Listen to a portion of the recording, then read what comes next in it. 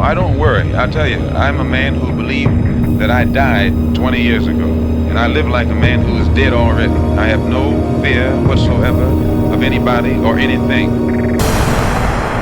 Hey, what's up, folks? Check it out. It's your boy Elf7 today. Oh my goodness, it's a very special show. I've been waiting for these people, trying to talk to people for a long time. I'm so excited to meet them today. I'm actually let them introduce themselves. First, I'm going to introduce my man right here. Go ahead. I'm Jonathan Martin, a team member of the Progressive Party Organizing Fund. I'm also a professor of sociology at Framingham State University who studies progressive third-party politics. And I suppose we'll talk later about what exactly the Progressive Party Organizing Fund is. Cool. That's a pretty cool, a background right there. And some academia stuff like that. What about the lady who's with us today as well? Hi, my name is Lynette McLean. I am a retired professor of English, and I'm in Longmont, Colorado, and I'm an activist now, retired. Awesome. That's really cool. So usually this is actually a very special interview because of some of the recent developments that have happened with myself and an organization known as Movement for a People's Party. Yeah, but maybe to actually understand what Movement for a People's Party is, we need to understand what this organization is. Progressive Progressive Parties Organizing Fund, right? Yeah. So maybe one of you could choose to tell me like a little bit more. What is this all about? This organization. You go, Jonathan. Sure. Well, our purpose is to raise and distribute resources to promote the formation of a viable new progressive party in the United States. Cool. In sum. Okay. So are you guys maybe 501c4? Are you guys like not-for-profit? Are you guys, also supporting down ballot candidates? That's a lot of questions. Okay, let's start with the first one, yeah? So are you guys already an official like 501c4? Like a PAC type of thing? We are not a 501c4, but we are just a limited liability corporation. Okay. Actually, to tell you the truth, I looked up some of that stuff, and since it's not tax deductible, like what's the real use of doing that anyways? Like I'm not sure that I saw the benefits to that. So I was also thinking about the LLC route, and actually, I'll be probably having some more discussion about that on my channel later on for other, activists who are thinking about going that route. So that makes a lot of sense to me. Okay. Actually, as in terms of the, so do you guys support, I know you guys are trying to start a new progressive party. Does that mean like maybe, do you guys also support like down ballot candidates like Democrats, or you guys are strictly third party? Strictly third party, independent and third party. That's the way we want to go because we think that that's what it takes to actually build a new party. And you asked about down ballot. We are a bottom-up oriented party building organization. So we feel that in order to be viable, in order to create a viable party, and that is really critical because many parties, there aren't that many of them, but those that exist, third parties that is are not viable, or they're not perceived to be viable, and we want to help create one that is. And the way to do that is to win at lower levels first, where it is easier to win, build a base, and then springboard to the next level rather than aiming too high, losing big, and discrediting yourself as various third parties do today. Okay.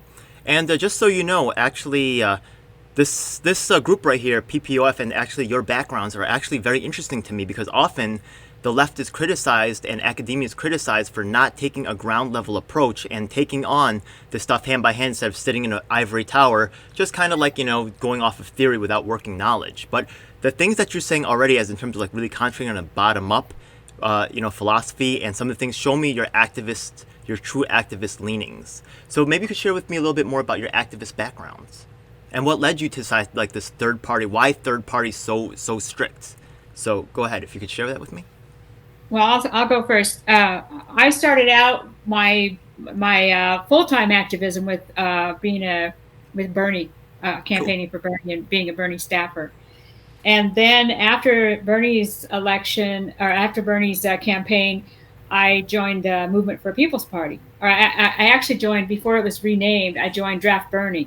Okay. And both Jonathan and I were on their board of directors, and we were heavily involved in building that group. And then we realized that was not going to be sustainable. It really didn't stand for what we where we wanted to go. Then we decided we'd start our own movement. Well, we're diving right into the MPP business. I guess I can't be mad at that, yeah? But I just want to get a little bit more background upon yourselves, right? Because I always make we'll see who's really watching this channel, but I believe that people who are ground activists, people who are really getting their hands dirty, really understand things in a way that some other people don't. So people that watch my channel hopefully also appreciate that vision, right? And also the fact that you guys are working as what you say you were organizing or founding members, or what was your position, technical position again? Jonathan, you talk about yourself. I can't. Okay. I think you're on the board of directors, but Yeah. Well, we're team members of, Okay. of the Progressive Party Organizing Fund. So we have a core team, and then we have some other people who are supporters. And we're actually kind of still in the development phase. We're really planning to launch in January after the election when the environment is better for this. We've been kind of ramping up over the past year, developing our website, developing our contacts, and we're hoping to make a launch in January. Our approach is more like, if you think about the story of the tortoise and the hare, we're kind of the tortoise, and some groups aim high quickly. We're trying to ramp up slowly and prepare a good foundation to create a strong foundation for a new party. Okay, that's excellent. Now, I know that Lynette said that she actually started with Bernie, and that's in 2016, but also he's been running since the 90s, so I'm going to guess that you started getting involved with him in 2016. Am I correct? I've been following Bernie since the 90s. Me and too. I actually started with Bernie in 2015. By the time Bernie came to Colorado, we already had 400 activists on the ground working for Bernie before he even got here. So yeah, Awesome. I was all in for Bernie from the very beginning. But yeah, I was always gotten his emails and followed him pretty closely. So Nice. What about you, Jonathan? Well, in terms of third-party politics, I started getting involved in it back in the late '90s with the Green Party Okay. and the Ralph Nader campaign, and I was involved with the Green Party in Connecticut and then Massachusetts for many years. I first started doing that because I think it was the Clinton era that kind of put me over the edge and enlightened me as to the limits to working within the Democratic Party and expecting progressive change through the Democrats. And that became very clear during the Clinton years that was not going to happen. And so I got involved in the Green Party. That lasted all the way up until 2016 when I started to get somewhat involved in the Bernie campaign, but really got more heavily active in Draft Bernie for a People's Party, which happened after the 2016 election. And this is the predecessor to the MPP, Movement for a People's Party, and its focus was on trying to recruit Bernie to not keep working with the Democrats and start a new progressive party. So as Lynette said, I was part of the leadership of that group and eventually quit for various reasons, which we can talk about. And we had a little break there where we were trying to figure out what to do, maybe a year, what are we going to do next? And then we decided to try to create the PPOF to keep pursuing the same mission, but in a way that we thought would be more effective. Okay. So it's very interesting to learn about this. It seems like we're ready to dive right into the MPP business. Yeah. But I'm still so fascinated about yourselves as individuals. Yeah. Just from an activist background, there's so many other questions I'm going to ask, but let's dive right in. So what happened? You said Draft Bernie, and that actually that's been an ongoing discussion with a lot of people on the who are involved in MPP. Like, why is everything so Bernie focused? So the roots coming out of Draft Bernie, it kind of makes sense. Yeah. Now, how did that Draft Bernie evolve into MPP? Well, that's it's kind of a complicated story, but to simplify it, I would say that Draft Bernie failed in its mission to recruit Bernie. He wasn't interested, and so they were still oriented towards building a new progressive party, and so they rebranded themselves as Movement for a People's Party. Same core mission, just without Bernie. Okay, so was Nick at the head of Draft Bernie, and he stayed as head, or did he once it turned to MPP, did he get promoted? How did that whole thing work out? I think he's been at the helm from the very beginning. It was the Nick Brana show from day one. He's always been the leader. Okay, and why do people? Also, his dad seems to be involved. I see like Rod Brana doing this and that, and that's cool. What's his dad's involvement? Is he also a longtime activist, maybe, or his son got this thing, and now he's trying to take care of the business? What's his involvement? I think Rod is just supporting his son. I don't Okay. think he's very involved. I mean, I think he supports him, but I don't think he's very involved in leadership Okay. per se. Interesting. Just wondering. Also, Yeah. another question that's kind of popped up. I just have so many like overflowing, right? But what's up with their budget? It doesn't seem to be very public. It's a little bit strange, you know. You know anything about that? And also, I think that they don't have any finance board. Like some of the different, you know, council city, what do they call them again? Council chairs or whatever. They want me to do all the dirty work, right? They want me to ask all the hard questions. So okay, they don't want to reveal themselves. Okay, so they said, oh look, the finance board is missing. Do you know anything about that? We haven't been privy to the details of the inner workings of the MPP since we're not part of the organization anymore. We can only sort of infer how they're operating based on the way they operated in Draft Bernie. And that inference is that Nick Brana is dominating the organization and keeping a lot of information private. Yeah, yeah. There's definitely this kind of like secretive kind of like clannish behavior from the leadership, which is actually pretty disturbing. Yeah, which I've actually had quite a difficult time in dealing with that. Yeah. So, what are some of the? How did? Why did you guys? And you guys have great qualifications. I would try to keep talent like yourselves on board. What caused the rift? Well, You're asking. Go ahead, Lynette. we both have came at it from a little bit different direction, but pretty much the same reason. But I think, what did it for me is that we weren't as a group, we weren't working as a democratic group, and we weren't moving forward. I thought we should be moving towards forming a party and doing some of the actions and activities that would push us towards that end, and it just didn't feel like we were going in that direction. And I also felt like it was just totally, you know, we had a lot of people on the board, but Nick made all the decisions. It was just kind of everything was done. Nick was in charge, and there was no other input, no other leadership.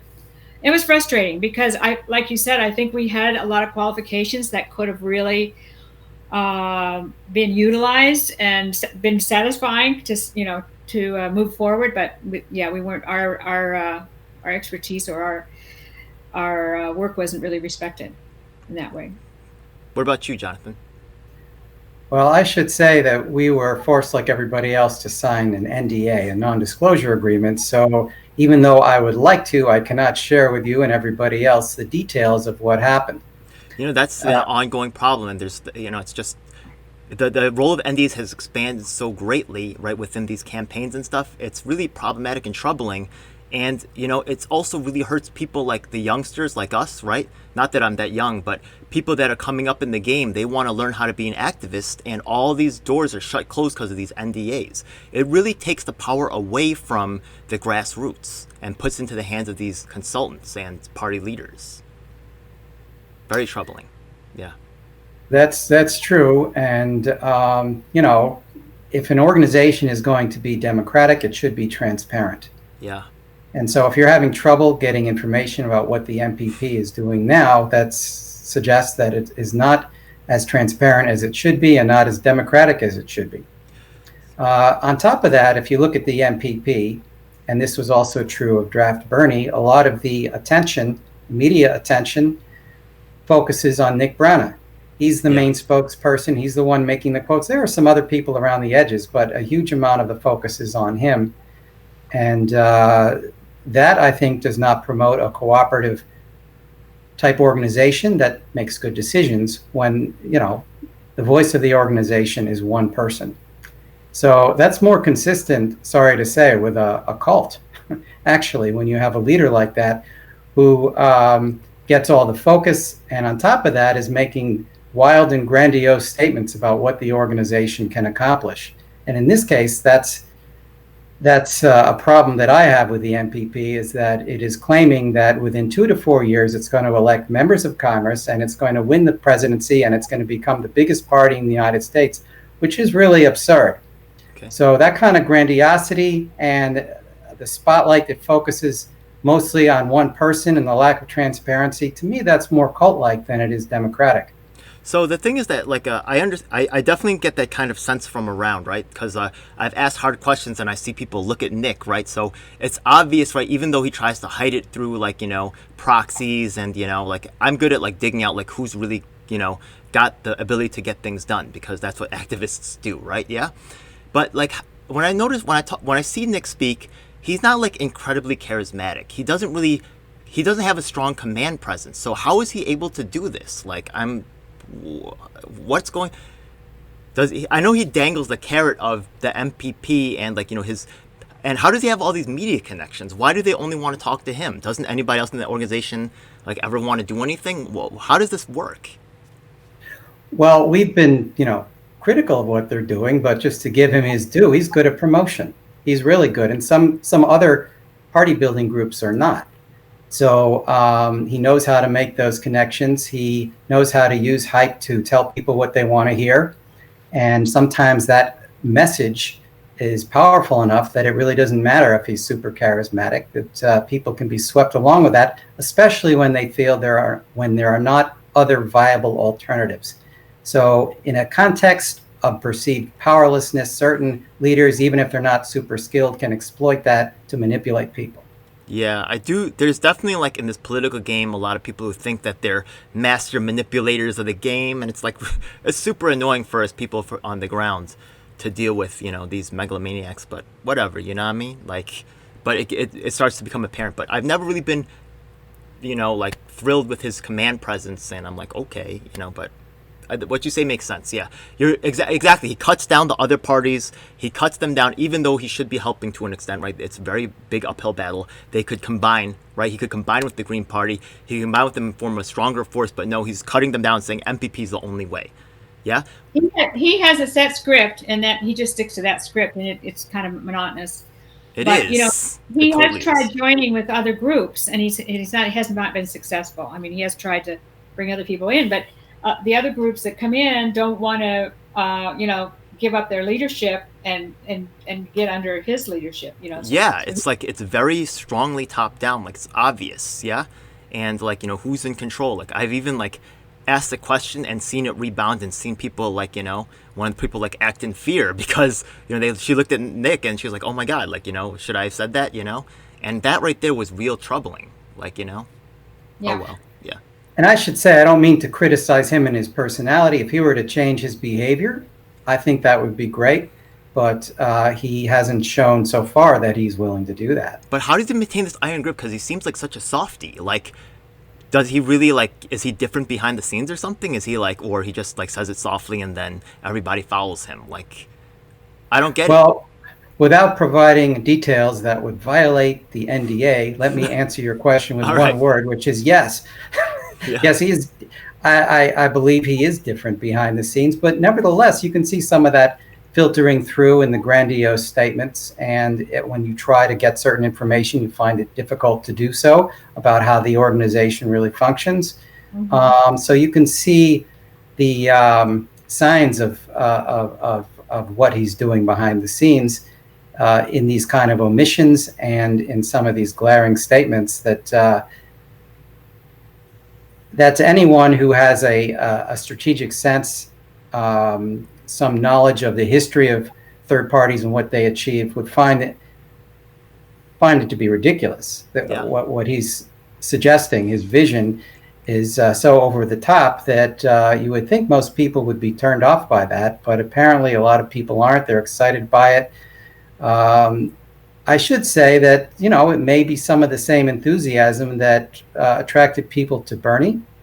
Right. They thought there was going to be this dramatic transformation, that the system was about to crumble. And so they take that and they transfer it to somebody like Nick and the MPP. And so maybe they're not thinking so critically about the real situation and the obstacles and what it takes to step by step challenge the system, challenge the duopoly, that is. You're absolutely right, because the thing is that I'm in the meetings and you will see people come in and they will recite the talking points from Jimmy Dore, exactly, oh, we need a new third party. You are the answer. Thank God for you. You know what I mean? And that's and it plays like a recording. Actually, it's very interesting. I wanted to ask you, thank God we have a professor of sociology that's pretty cool, because maybe you could develop a profile of the type of person who would be attracted to the MPP. I noticed that a lot of times, it's people who are new to the political game, who are very entranced with the idea of getting in front of a whole bunch of people, and all of a sudden, wow, look at what I can do, right? And they're attracted by the access, the title, the fame, right? And he uses that to convince them to quiet down their concerns about, is this truly democratic? Why is it working this way? And he used that to quiet their concerns. But as a professor of sociology, I can't wait to hear from you. Go ahead. Well, I'm not a specialist in how charismatic or cult leaders manipulate people. So, but what about you're saying, the target audience, like who in the MPP, right? Like maybe they'll start to recognize themselves. Oh, you know what? They're probably someone who's new to the game, right? There's probably someone who is attracted to the idea of titles or money or access in a way that they haven't had before. They probably, right? You said like people were probably turned off for people with experience who don't want to give up their leadership. So they're probably people who may have had only passing roles in leadership or something like that. Yeah. I think that's a valid theory. Yeah, I think anyone who's studied third-party history and strategy would be able to see through some of this right away. People with less experience who don't really understand what it takes to gain power as a third party would be less critical and would be more susceptible to being convinced by fantastic claims of what can be accomplished quickly. Okay. So yeah, I agree, and I think it's a good thing that there are a lot of people who are new to this game, who are excited by Bernie out there, who are looking for something, and so that's a positive side. But the problem is that you don't want to jump from the frying pan into the fire. Right. Okay. Bernie is only the frying pan in the sense if you thought that he could, opposing the Democratic Party, take it over all of a sudden and change the whole system, then you were deluded. The obstacles are a lot more severe. Not that it's not worth trying and exposing the limitations and then finding another way to challenge them, but I'm just saying that kind of naivete could cause people to also be taken in by someone else who is promising, or they perceive them to be promising, a really dramatic and quick change of a system that is very entrenched. Right. So I guess my next question for Lynette, unless you had something you wanted to say, so I want to hear that first. I just something came to mind when you were telling about that. We were trying to form a Colorado Progressive Party here in Colorado, and this was probably a couple years ago now. We've been working on that. And there were some MPP folks that wanted to join with us, and we were like, "Yeah, let's do this. Let's go together, and we'll wait till the convention, and we'll pick our own name. We don't have to have a name right now." And they were like, "No, it has to be the Nick Brana Party, and it has to be MPP, and Nick has to be in charge, and it's only going to go. This is the way it's going to be, or it's not going to be. We're not going to be working with you." Who said that? Who do you remember the name of who said that to you? I don't have names, but okay. But because I honestly don't even remember the names, but they were MPP folks, and that's the only way that, and I knew that, I knew that because I had worked with Nick, and I just thought it's so unfortunate that he puts those limitations on it because it keeps us from working together, Yeah. That's unfortunate. Yeah. So what kind of all right, so there's some other organizations that have also brushed up against, I think that you guys recently came out of a labor meeting. Oh, it's on Saturday and Sunday. Oh, okay. All right. So what other organizations have had and why haven't we heard from these organizations, right? MPP's gotten a lot of press lately. They've gotten a lot of big endorsements. I've already found problems, and I'm already emailing all the YouTubers and stuff like that, saying yo, you guys need to really re-examine what you're doing. You guys are endorsing these people with having no idea. I've never seen you guys in the meetings. I've never seen you guys on the ground. You have no idea whether people are even close to real People's Party, but you're advertising in that way. Yeah. What do you think is his power with the media? Does he have certain connections from the Bernie campaign? He was only I believe that there's also some discrepancy about, was he an intern there, or was he some type of he tries to elevate his status, and what's that all about? I don't know the exact details of that, but I think, yes, you're right. He has tried to elevate. I think he was an intern there. He might have been a paid staffer for a while, but no, he didn't have any status with the Bernie campaign. But yes, I think there's a lot of groups out there trying to do something. I think Trump has really helped that out, because we were all scrambling trying to figure it out.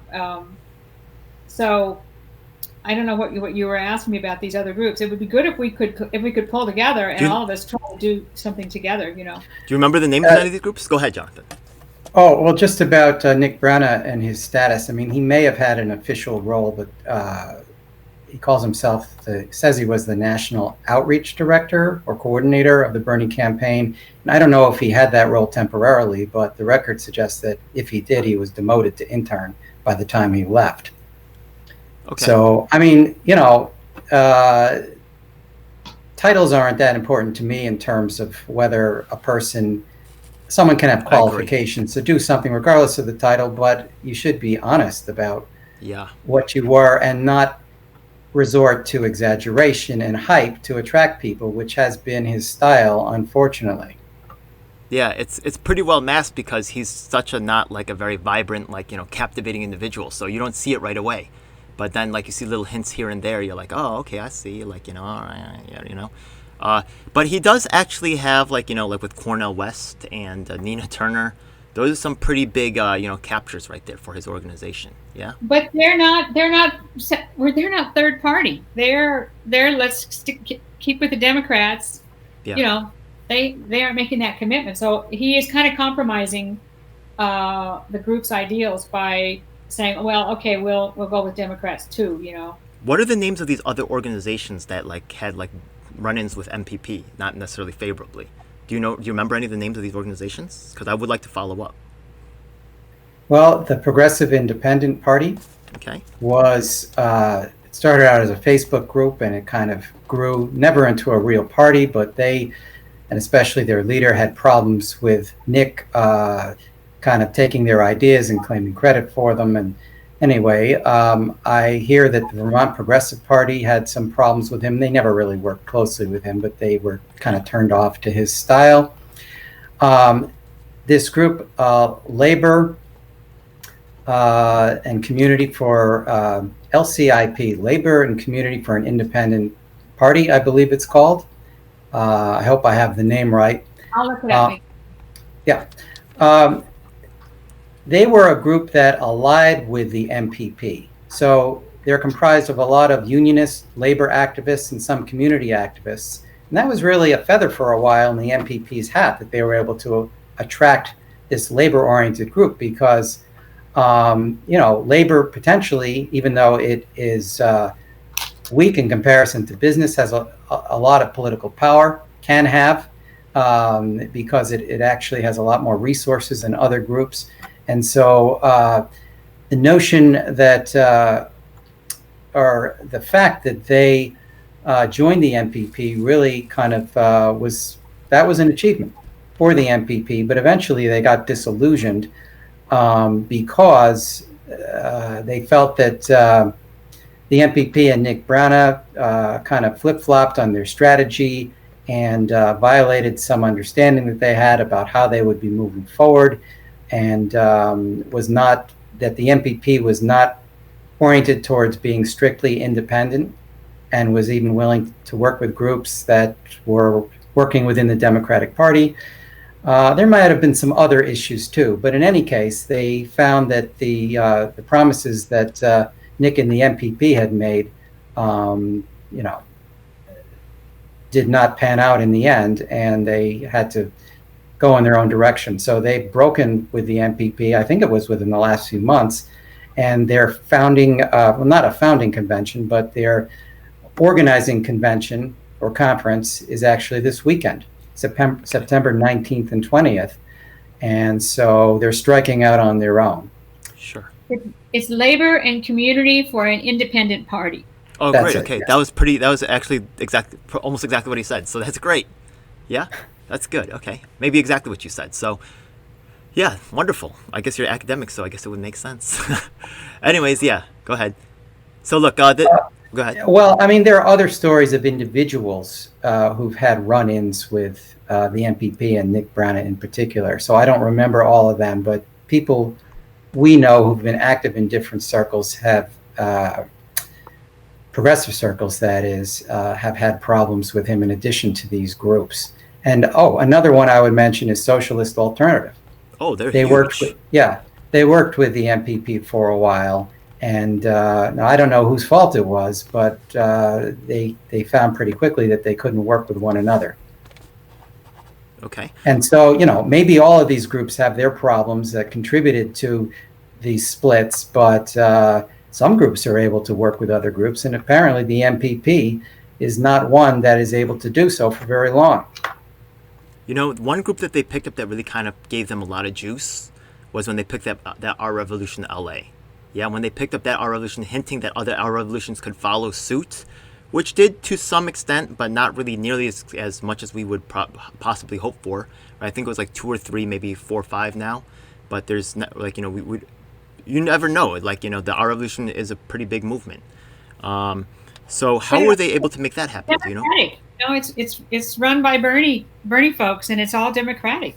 It's for the Democratic Party. Yeah. Yeah.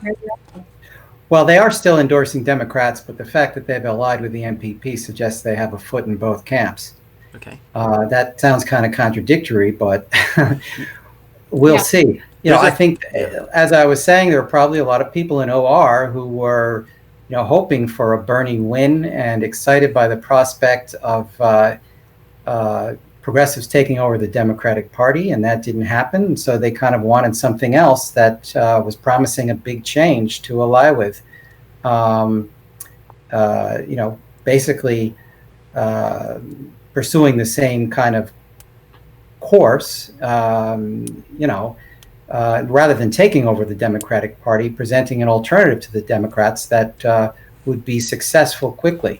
And so I think it wasn't hard for them to shift from OR, well, they're still in OR, but shift from OR allied exclusively with the Democrats to OR now allied with the MPP. Okay.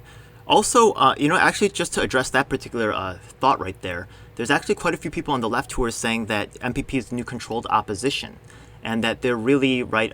If you take a look at the last convention, there wasn't really any strong message of unity, and actually you can see that I'm actually putting that to the test right now by trying to run my own election and then trying to have the MPP vote for whoever the MP votes for internally, right, to express MPP's power as a third-party group. Also, there's also there's questions about why they were so late to support Assange, why they're so resistant putting on the platform, and people say that there may be some connection with the security state, and they say that the MPP has not made any challenges to the security state in any real significant way. Any thoughts on that?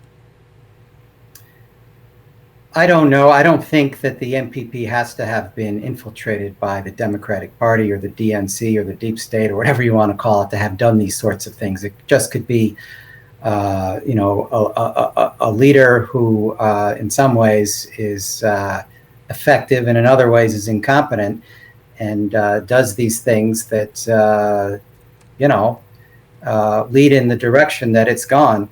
I don't see any evidence that that they've been infiltrated. Okay. I haven't heard of any. And I don't know that Nick would be that sophisticated to do that. Are you with my plan to hijack the MPP? I wish you luck with that, but I think we have seen how tight a grip Nick Brana has on the MPP, and so let me tell you how I plan to make it work, and maybe you could tell me whether I'm just personally interested for myself. So the thing is that they're supposed to have their bylaws convention in June. Yeah, since it's a people's party, they can't tell people, oh, you're not allowed in here. So I'm going to storm that convention with everybody from all the different groups and say MPP has this money, they have these resources. Now we can force them to have a council with real teeth. And they have to. We're going to be at that convention and say they have to share certain resources and information with us, because we're members and because we've actually took over the convention with enough numbers to make that happen. Do you see any way that he could stop that? Kind of reminds me of the Democrats, and Bernie. Yeah. Yeah. The Democrats say, "Oh, we're only a club. We can do whatever we want. We can change the platform at the last minute. We can say we're going to do this stuff, and then at the last minute we'll kind of a bait and switch, pull the rug out, and they do whatever they want, and they aren't beholden to anybody." Exactly. I'm pretty sure they're going to move the convention to California because that's where their stronghold is, and they're not going to they're going to try to shut out the East Coast, there's a lot of predictable things, but if we predict their moves, then it looks bad for them. You get what I mean? So I can also like play my hand as well. But honestly, right, I don't see any, like, they could try to say that you're not allowed in the door. They've banned me from the Slack, right? So I can't ask these questions anymore, right? But I don't see anything that can stop us from, and I invite you guys to join this coalition. Yeah? The Tulsi-crats, they're starting to get rid of us from the, they got rid of me. They got rid of the guy from Seattle very recently, and the guy from Chicago is on his way out. Yeah, we'll see if Hawaii retains. Yang Gang was controlling Arizona and Texas. We'll see if they stay with us. I'm contacting libertarian parties, progressive, organizing fund, you guys as well. Going all over. Republicans, Democrats, I'm going to hit every single person and try to form a huge coalition, just mash that convention. Well, I wish you luck, and if it works, I'll be the first to pat you on the back. But I feel like I've had it with Nick Brana and company, whether it's Draft Bernie or the MPP, and I would like to work on building an alternative that perhaps if, you don't get as far as you would like to, people can gravitate towards. You have time to change your mind. It's cool. You can also, Ed, you don't have to settle with that either. You can it sounds like you've got a following. You've got a group of people. I mean, you can go and do your own thing too. I mean, maybe you don't need that. Maybe you don't need Nick Brana and his group. People are falling off like crazy. We've talked to a lot of people who are ex-MPPers. Point them my way. Honestly, the story needs to get out because there's certain propaganda. And honestly, I feel like the progressive media establishment, once again, the tactics are very similar to the DNC, right? They control the media. They control the entertainment, right? And then they project this picture, very controlling within the meetings. It's like it's like Democrats 2.0 or Democrats Light. Yeah, it is, yeah. Yeah. So interesting. Okay. So that cleared up a lot of questions for me. I will be doing some more follow-up, but I'd like to learn more about the Progressive Organizing Fund. So I know you guys said that you're kind of like slower to build up, but what are your plans now for, how do you guys plan on addressing the current situation? Well, I should stress that we believe the most important thing for a progressive third party is to become viable. Okay. I said this before. But the problem with the MPP, the problem with the Green Party, and the problem with some of these other efforts is that they are not on a course strategically to become competitive electorally. And so that's really important to us, and we are candidate-centric. In other words, we feel that once one of these groups, regardless of what it's called, actually starts to win some elections and show people that it is viable or can be viable, that people will gravitate towards it and will start to grow. Okay. So that is our focus, and is in trying to encourage people to run who can be viable progressive third-party candidates. Okay. And trying to encourage groups to form locally that can become a platform for those kind of candidates. We have planned a launch date sometime in January, and we're going to have a couple of training seminars or events. In the meantime, we're going to have one in January and maybe one in 6 months or something, where we talk about what does it mean to be viable, and where do we plan to go, and what are we about, what do we think matters. So that's our long-term goals for next year. Cool. Yeah, we hope to be involved in candidate recruitment, but also in advising candidates and groups about what it means to run a viable candidate, especially at the local level first, and then building your way up, because that's generally the way to go. Sometimes you can run someone at a higher level, and because they have a very strong reputation, they're well known and well liked, maybe they're some kind of a mini celebrity, they can leapfrog a little bit, but that doesn't happen very often. Normally, you have to build your reputation one step at a time. That's exactly what I was going to ask, because, usually at this point, that's where the conversation talks about local versus national organizing. And the House of Representatives, I think they're actually reviewing so many districts. There's actually a large opportunity for House seats disruption in this particular cycle. So I am aware of some of the discussions that are going on. Thanks to also, just shout out to James Roguski. I think that they also, some of the Tulsi-crats also has something called Progressive Party something, and they have a very similar idea to yours. So I'll try to patch you guys together, make some cool things happen. Yeah, let's grow right. We should be a coalition, right? MPP wants us. Yeah, absolutely. Absolutely, we need everybody. I don't want to toot Jonathan's horn, but he has written a book on third parties, and also he just wrote an article not too long ago about why the MPP is not viable, or I don't know using the right words, Jonathan, but well, why groups like OR or other local groups who want to break with the Democratic Party are wise to be skeptical of the MPP and consider developing themselves independently and only affiliating with national groups that are interested in a viable bottom-up strategy and respect their independence. Yeah. I wasn't the sole author of that book, Empowering Progressive Third Parties in the United States. I was the editor and one of the authors, just to clarify. But, thank you. Okay. So, I'm trying to think about where's the best value as in terms of this video for my audience. And I think the best audience really is people that are thinking about joining the MPP or are maybe even involved now, right? So hopefully some of the things we've talked about have really opened their eyes to start asking questions. The removal of several state coordinators, right, is very troubling. It should be very troubling, right, with no explanation given at all. Were there any other particular warning signs that you might advise people to look for, or once what I was trying to do with that making the profile was maybe people say, oh, that describes me. Maybe I need to reevaluate myself, because I do think that there's a certain type, but what are things that people should look out for? Let me just be clear about what you're asking us. What should they look out for in terms of within themselves and within the organization, right? Like warning signs that things are not as they seem. Well, if they're being pressured quickly to sign an NDA is one of them. We've talked about that already. Yeah. If it seems like the plans and projects of the group come from the top down, and you don't know who formulated them, and people at the local and state level don't really have any role in discussing and debating them, yeah, that's a problem. Why should it be that the executive board or the steering committee, whatever you want to call it, of the MPP, possibly, directly from Nick Brana down, tells people what to do?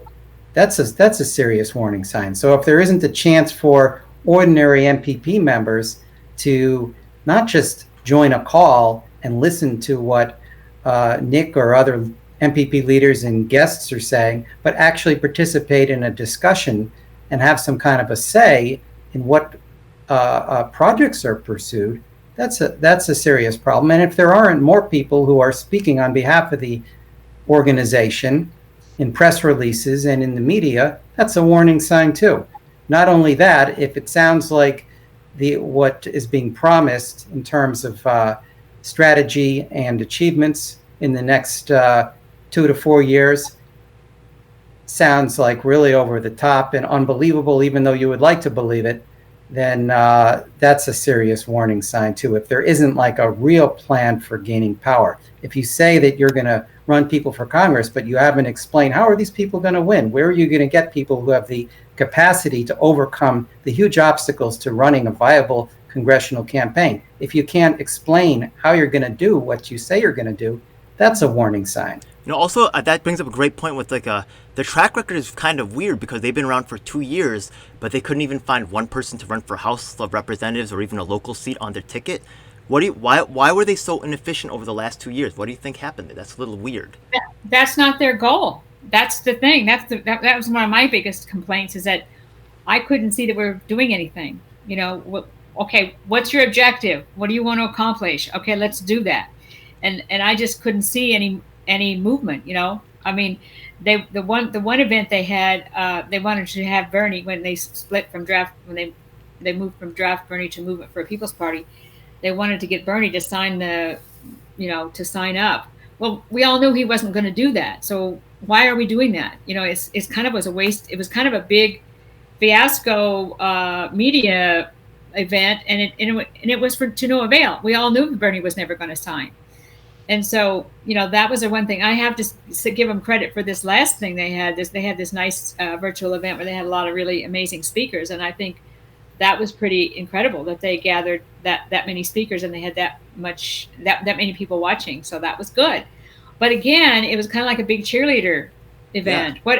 What really happened? What was got the done? Yeah, exactly. That's the yeah. Well, this group has been around since 2017, and they had plenty of time to start recruiting candidates, preferably viable candidates at the local level, to start running and hopefully winning or making a good showing and creating a base that demonstrates that they're serious electorally.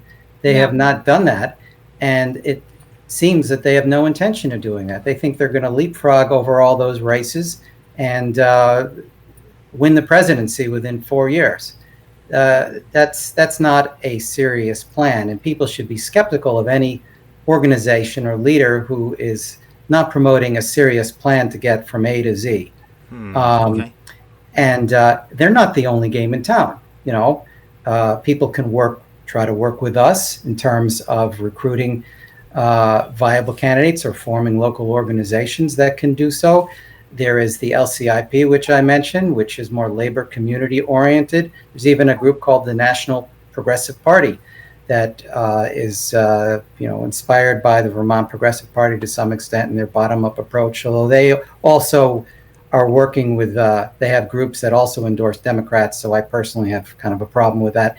But in any case, there are alternatives out there. And even if people don't see a national group that they feel strongly about, they can work in their own community to connect with people who want to build a new progressive party or to recruit candidates who are capable of attracting the kind of support that can do that. That's wonderful. So yeah. Okay. the MPP is not the only choice out there. You're damn right. That's really what I was looking for. Is I would like to see local groups form. They can call themselves whatever they like, but local groups form looking for independent, progressive candidates. That's what we need. We need local groups everywhere to find these progressive candidates. Yeah. And I should add something, that even if a small number of these independent progressive or third-party progressive candidates start to win at the local level, especially if a few of these races are a little more high profile, that sends a signal to many people that yes, it is possible to win as a progressive or left third party. You don't have to win these higher level races. You just have to puncture the myth that it's not possible to win, and it's a lot easier to do that at the local level. And if you just win a small number of races, that can create a critical mass of hope that it is possible, and that could lead to a ripple effect with more victories. Yeah, I see eye to eye with you on this. Go ahead. Yeah, and disrupt. Yeah, go ahead. I just call it the disruptor effect. When you get to a certain level, then it becomes obvious to people that you're viable, you know? Yeah. It doesn't take much. City council is actually running around in New York City, and those local races are going on. If we could put some pressure on actually, taking over a city and make some, get some things done, that would be incredible. So we'll see what's up with that. So we'll be in touch. They're not organized, but I think a lot of cities are moving in that direction. So yeah. And there are examples of this too. Okay. The Vermont Progressive Party started out with people winning in Burlington and then winning state legislative races, and now they've got someone who's a lieutenant governor who's a viable candidate for governor. The Green Party has, won some local races in certain places, and here and there they've actually gone from winning city council races to winning mayor. Of course, I think they're too bottom up. They still run presidential, congressional candidates for state legislature before they actually have created a base and developed strong candidates with a good reputation who are capable of doing well in those races. So they've got some bottom-up success, but they're also sabotaging themselves with those super long shot races that make them look like they're not serious. But at lower levels, they have demonstrated that it is possible to win there and even start to build up to the next level. Cool. Okay. So what are some of the successes and challenges that you've had along the way with your particular organizing? Well, that's a good question. I think at this time, right before the 2020 election, many progressives are kind of focused on getting Trump out, Right. or if they were involved in some kind of independent third-party politics, they may be feeling a little bit burned out right now. Like we were right after we left draft Bernie. and they kind of want to take a break. So I think it can be a challenge to attract core activists who are going to help us with this launch at a time when the 2020 election is sort of looming over people and distracting them. Yeah. We expect that to change once it is over, so we're kind of preparing for that. We would like things to move faster, but those are the conditions. You guys should start a YouTube channel. You're going to do that to support people. We're talking about it. Yeah. If you don't, I'd love to have you guys on for a bunch more shows. Like you guys are already saying some very interesting things, and it sounds like we can build something positive together.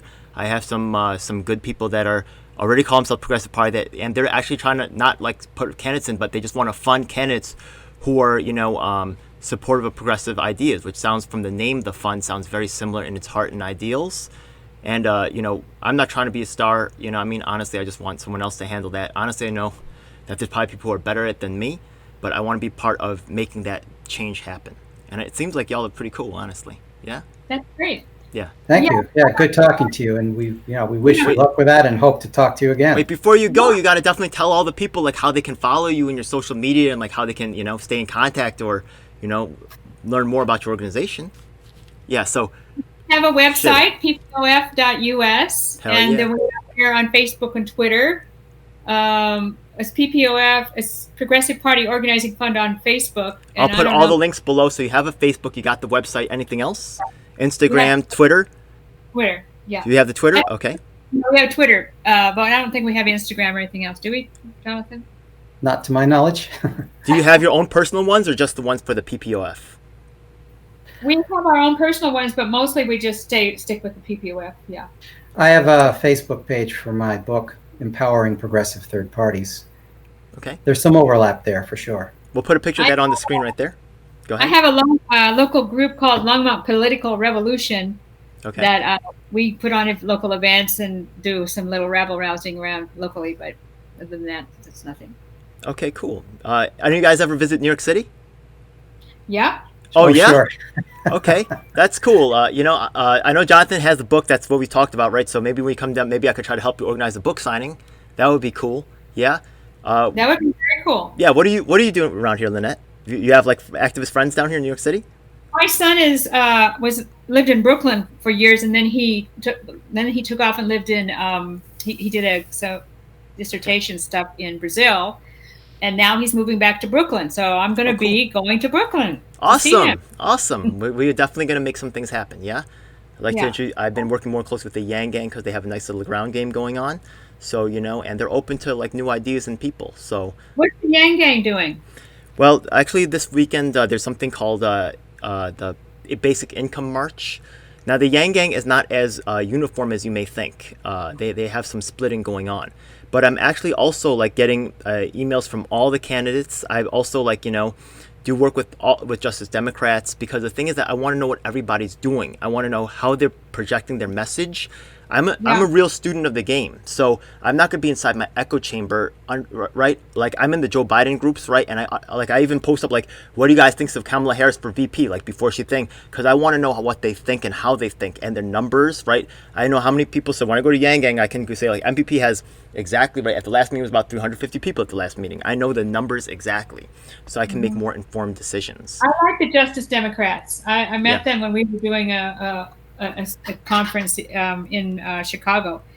But again, they just are for Democrats, but that's a good group. But they unquestionably have the best ground game, at least here in New York. When it comes time to like turn out phone bankers and actually make things happen, they are number one. But Yang is number two, close, but they have to stay alive. So I'm trying to like convince them. That's why I'm trying to start my not-for-profit to keep Yang Gang alive, to be working with organizations like yours. And I think that your years of experience would be wonderful. What's your not-for-profit?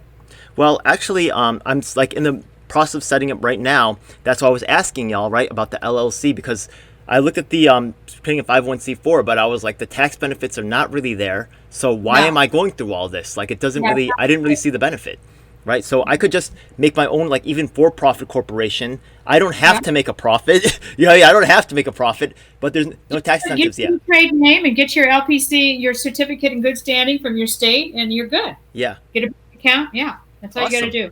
Awesome. So I can't wait. I would love to guys have y'all on another show. Honestly, yeah. I can't wait to get this out. I know that there's so many people who are just waiting for this video because they want. I've told so many people about this. Well, I'm sure they're waiting. What's the name of your group? Which group? That you're talking about starting. Oh, okay. Well, I call it the Elf7 Foundation, but I could change it. That's my DJ name over here, DJ Elf7. I really don't really Okay. have any. I don't believe in labels. Yeah. Okay. Go ahead. Good. Yeah, because it's reductionist, right? And then oh, you're this, so I completely understand you. Guess what? You don't. Yeah. Well, that's with our name. I was going to say that earlier. Is that we're not really actually we don't even really like this name, but we're going to wait till we have our launch, and maybe we'll have as a group we'll pick a better name or come up with something else.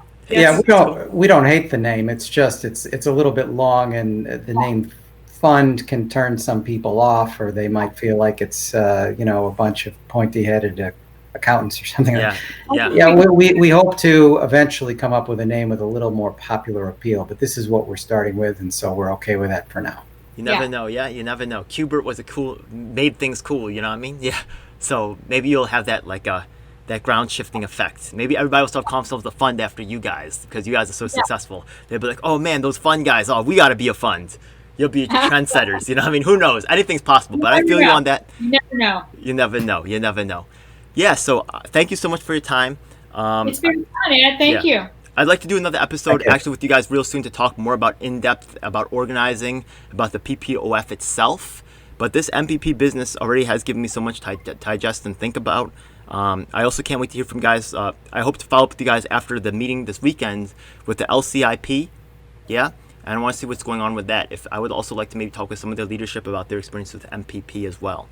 Thank you so much. There's not enough voices out there, right, that are actually talking on this particular subject, and it's a really important one because MPP is getting a lot of steam and juice right now, and it's not getting a lot of examination. I'm not saying that we need to tear it down, but it needs to be examined, and that's just not going on right now. Yeah, good. I think it's great that you're pushing him. I hope it works. I wish you a lot of luck. Hey, that's thank you so much. It's an honor. Yeah. God bless. Thank you. All right. Peace.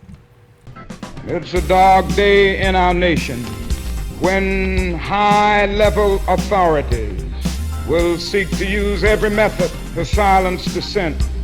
The truth must be told. And if you want the truth, you need to check out independent media producers just like myself, DJ Elf7. You should subscribe and hit the bell icon to get notifications when I release a new video. Truth of these words is beyond doubt. That includes Facebook, Twitter, Instagram, and of course YouTube. Unfortunately, we have definitely seen that these mainstream outlets will cave to corporate interests, so we encourage you to join our independently moderated communities of Reddit and Discord. We also encourage you to subscribe to us on BitChute Daily Motion so you can see the content that YouTube doesn't want us to let you see. Hey, now it's time for the most important part of the video. That's right. It's time for us to tell you about the Taking Action Group. Do you need an activist? Or maybe there's no activists around willing to help you with your cause and you need to learn to become an activist. That's exactly why we're here.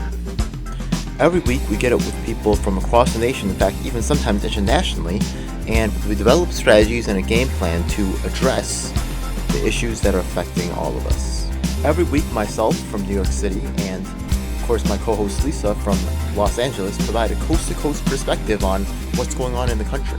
If you want to donate to help out with expenses, travel, equipment, stuff like that, then I definitely appreciate it, and you can hit us off at Venmo or PayPal. Thanks a lot. Hey, by the way, we also have a merch store, so check it out. Oh my goodness, it seems like you've reached the end of the video, so make sure you check out some of our other videos, make sure you subscribe. This is your last chance to do so thanks a lot, and looking forward to seeing you on the next one. Hope you guys enjoyed. Please comment below if you have any questions or issues you'd like me to address. And if you're an activist, the time to make things happen is now.